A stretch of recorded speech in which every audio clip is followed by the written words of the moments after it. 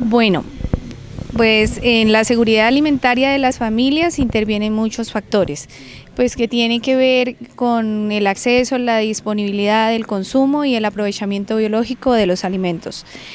El acceso y la disponibilidad de los alimentos está marcado principalmente por el ingreso económico que tienen las familias. Y si el ingreso económico de una familia es alto, pues va a tener acceso a alimentos de alto valor biológico que son más costosos. Pero también se puede presentar una situación de que al tener un ingreso alto también tengan malos hábitos alimentarios, consumiendo alimentos que aportan calorías vacías, es decir, que no tienen ningún valor nutricional. Y cuando las familias tienen un ingreso económico bajo, pues no van a tener acceso a alimentos que sean de buen valor nutricional, es decir, esas familias tendrían que hacer un cambio, por ejemplo, para poder tener un aporte de proteína bueno, tienen que recurrir al consumo, pues se tiene que recurrir al consumo de leguminosas y mezclarlo con cereales para mejorar ese aporte, y no hay el aporte, digamos, no el aporte proteico que daría una porción de carne, por ejemplo, ¿cierto? Hay familias en las que no es posible acceder al consumo del huevo, y eso pues ya dice mucho de la situación económica de un municipio.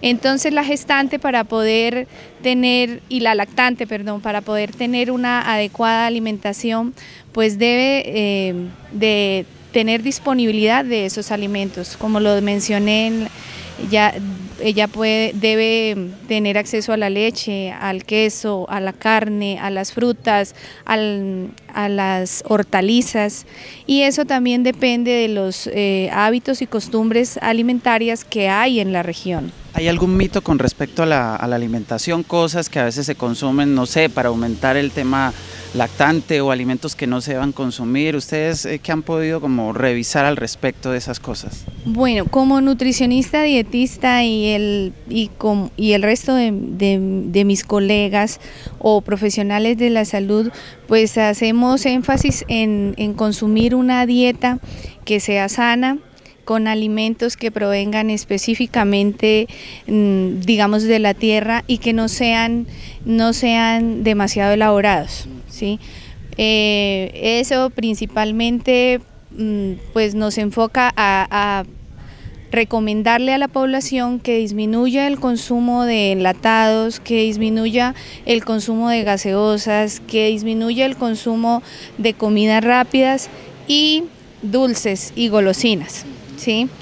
Entonces, en las gestantes o en las lactantes, pues se genera, por el hecho de estar amamantando, pues se genera un alto gasto calórico. Entonces ellas deben consumir unas dietas altas en calorías. Cuando no tienen el acceso a alimentos que sean de buen valor nutricional, entonces inician el consumo exagerado de calorías, es decir, consumir una porción adicional o porciones grandes de arroz, de papas, de plátano, de pasta. Entonces se genera una dieta demasiado alta en calorías, pero pues también hace falta que incluyan el consumo de las carnes, de las leguminosas, de las hortalizas.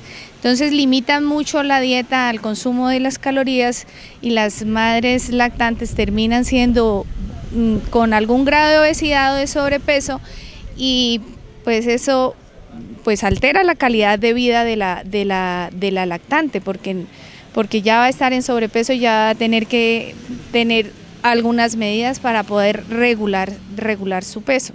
¿Y cuál es ahí la recomendación? O sea, ¿cómo se logra el balance? Porque me imagino que tienen que hacerle mucho énfasis a las mamitas, vean, coman eso, no coman eso. ¿Cuál es la recomendación ahí que ustedes, me imagino, hacen mucho? Bueno, entonces la recomendación es que utilicen alimentos de los diferentes grupos de alimentos, ¿sí? En ese momento en el instituto estamos socializando ya las guías alimentarias basadas en alimentos para la población mayor de 2 años. Entonces esas guías nos orientan a darle unos mensajes muy claros a las familias, entre ellas pues se incluye toda la población mayor de 2 años y ahí es donde tenemos la oportunidad de manifestarles a las lactantes y a las gestantes que una dieta saludable debe incluir alimentos de los diferentes grupos, que es decir, que por ejemplo un desayuno esté compuesto por una harina o un derivado, que puede ser una porción de arroz, un pan de bono, una porción de pan, un alimento que sea fuente de proteína, que puede ser un trozo de carne, un huevo o caldo de carne o caldo de pollo, y una bebida láctea, que sea mitad agua, mitad leche, y le pueda agregar el cereal o la leguminosa, pues no, perdón, leguminosa no, el cereal de su preferencia, o las mezclas vegetales que hay en el mercado. Y igual pues siendo nosotros productores de Bienestarina, pues tenemos para el manejo de los programas, las gestantes y las lactantes, el consumo de un alimento de alto valor nutricional producido por el Instituto Colombiano de Bienestar Familiar, que se llama el NutriHeads.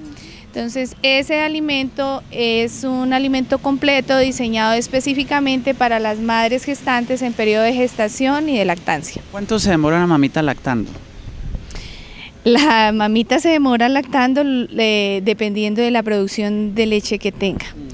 Cuando hay madres que, independiente del tamaño de los senos, hay madres que hacen buena o inadecuada producción de leche materna.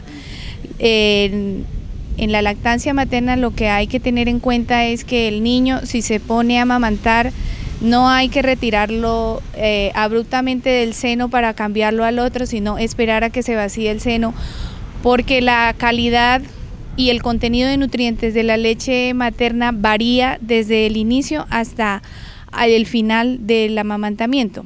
Es decir, que la cantidad de proteína, de calorías y de nutrientes al inicio es diferente, la leche es digamos más clara, y al final cuando se termina la cantidad de leche que hay en el seno, al final es más densa en el contenido de grasa y de proteína principalmente. Entonces la mamita debe esperar a que vacíe completamente su seno, tiene que tener toda la paciencia, eso no tiene un tiempo específico, luego sí cambiarla al otro seno y esperar a que se haga el mismo proceso, se termine el vaciamiento de la leche materna. ¿La calidad de la leche que produce la mamita depende mucho de la alimentación, de qué tan bien se alimente, de qué tan nutritiva puede ser de acuerdo a lo que come? Claro, el problema es que si tenemos una madre mal alimentada, una lactante que se alimente inadecuadamente, ella produce unos nutrientes en su leche materna que están específicamente diseñados para su hijo. No quiere decir que porque no consumió cierto alimento pues no va a hacer ese aporte. La leche tiene un aporte específico de nutrientes. Si la madre se alimenta mal, pues terminaría ella en algún proceso en un grado de desnutrición, y lo ideal es que ella pues tome sus alimentos con regularidad, utilice específicamente cada 3 horas, que esté compuesto por un desayuno, un refrigerio, un almuerzo, un refrigerio y la comida. Y si se acuesta muy tarde, debe tomar un refrigerio en la noche. Explícame ahí ese pedacito, es decir, la mamá desayuna, ¿cuánto debe demorar en volver a consumir algún alimento? Cada 3 horas. Es decir, toma su desayuno a las 6 de la mañana, puede tomar su refrigerio a las 9 de la mañana, puede tomar su almuerzo al mediodía, a las 12 del día, nuevamente el refrigerio a las 3 de la tarde y la comida a las 6 de la tarde. Y si se acuesta después de las 9 de la noche, hay que tomar el último refrigerio a las 9 de la noche. Eso le da un aporte de calorías y va a tener la glicemia adecuada para que no pues tenga procesos de ayuno y no pueda pasar otras sustancias a través de la lactancia materna al niño.